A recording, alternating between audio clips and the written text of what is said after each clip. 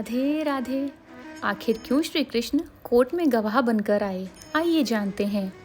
दक्षिण भारत में एक गरीब केवट अपने 2 बेटों और एक बेटी के साथ रहता था। उसकी बेटी विवाह के योग्य हो चली थी, तो उसके बेटों ने कहा कि पिताजी, आप इसकी शादी के लिए यहाँ के सेठ से उधार ले लीजिए, हम फिर उसे लौटा देंगे। केवट ने वहाँ सेठ से कुछ पैसे उधार पर ले लिए और शादी करने के बाद वो वहीं पास में एक रघुनाथ मंदिर में आकर रहने लगा और दिन रात वो प्रभु के गुणगान में लगा रहता। उन्हें देखकर ही सोता, उन्हें देखकर ही जागता।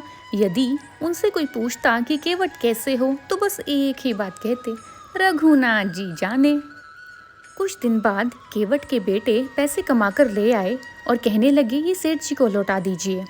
केवट वो पैसे लेकर सेठ जी के पास पहुंच गया कि लीजिए अपने पैसे। सेठ जी ने भी उससे उसका हिसाब बनाकर एक पर्ची पर दे दिया कि इस पर अपने हस्ताक्षर कर दो। केवट कहने लगा, ये सब तो रघुनाथ जी जाने, मैं तो अनपढ़ हूँ, अंगूठा भी नहीं लगा सकता। ये सुनकर सेठ जी के मन में लालच आ गया और सोचने लगे कि इससे तो मैं दोबारा पैसे वसूल सकता हूँ। उन्होंने केवट को कहा कि जाओ, मेरी बीवी को कहो कि पानी ले आए। केवट चला गया और यहाँ पीछे से सेठ ने एक नई पर्ची बना ली। जब केवट आया और उसे थमा दी, केवट ने वो पर्ची लाकर रघुनाथ जी के आगे रख दी मंदिर में और कहने लगा, प्रभु आप ही जाने। कुछ दिन बाद केवट को एक समन आया जिसमें लिखा था कि तुमने सेठ जी के पैसे नहीं लौटाए, अब कोर्ट के जरिए तुम्हें उनके पैसे वापस देने होंगे। केवट बहुत रोया कि मैं तो सब पैसे लौटा चुका हूँ। संतरी कहने लगा, लेकिन तारीख पर तो तुम्हें आना पड़ेगा। केवट तारीख के दिन पहुँच गया कोर्ट में। जज साहब ने पूछा, हाँ केवट, क्या तुम पैसे लौटा चुके हो? केवट ने कहा, जी साहब, मैं सब दे चुका हूँ और मेरे पास पर्ची भी है। उसने वो पर्ची जज साहब को पकड़ा दी।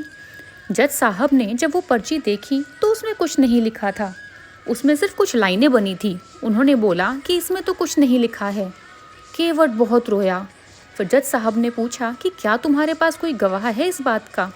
केवट कहने लगा, हाँ, मेरे और सेठ जी के अलावा केवल रघुनाथ जी सब जानते हैं।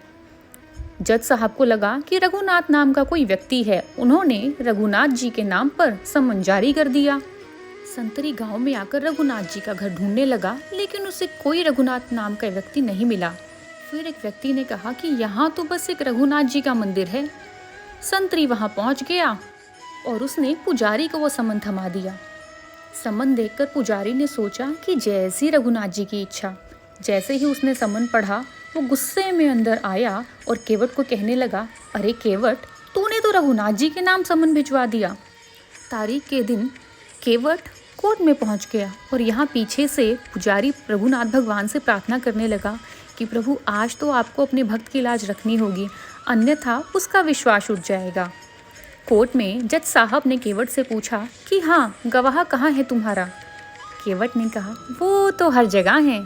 फिर क्या था, आवाज़ लगाई गई, रघुनाथ हाजिर हो। आगे से आवाज़ आई, हाजिर हूँ।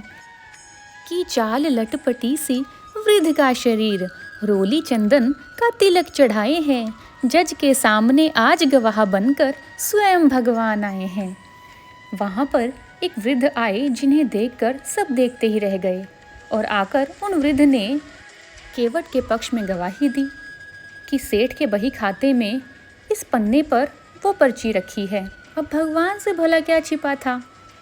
केवट को निर्दोष घोषित किया गया, लेकिन जज साहब अब भी बहुत हैरान थे कि ऐसा गवाह तो मैंने आज तक नहीं देखा।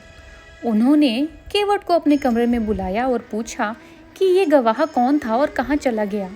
केवट ने कहा कि ये तो मंदिर से स्वयं मेरे भगवान आए थे। उसकी बात सुनकर जज साहब दौड़े चले गए और मंदिर में जा पहुँचे और वो क्या देखते हैं कि आज मंदिर में मूर्ति की जगह उन्हें उसी वृद्ध के दर्शन हुए जो गवाही देने आया था। फिर तो वो रोते रोते अपने घर आ गए और बहुत रोए। उनसे सब पूछने लगे कि आखिर आप रो क्यों रहे हैं? वो कहने लगे कि कुर्सी पर जज बना बैठा रहा मैं और सरकार सामने खड़े समझाते रहे कि जिनकी अदालत में एक दिन हम सबको पेश होना है, आज मैंने उन्हें खड़ा रखा और उनके सामने मैं बैठा रहा। वो बहुत दुखी हुए और उन्होंने अपने पद से इस्तीफ़ा दे दिया और उसके बाद वो वृंदावन चले गए। कहते हैं उन्होंने कभी भगवान की चौखट नहीं लांघी। वो समझते थे कि वो अब अपना चेहरा भगवान को नहीं दिखा सकते। वो चौखट से ही भगवान के दर्शन करके वापस आ जाते थे। तभी कहते हैं कि किसकी वजह से और कब भगवान हमें दर्शन दे दे ये हम नहीं जानते। तो आइए प्रेम से कहिए राधे राधे।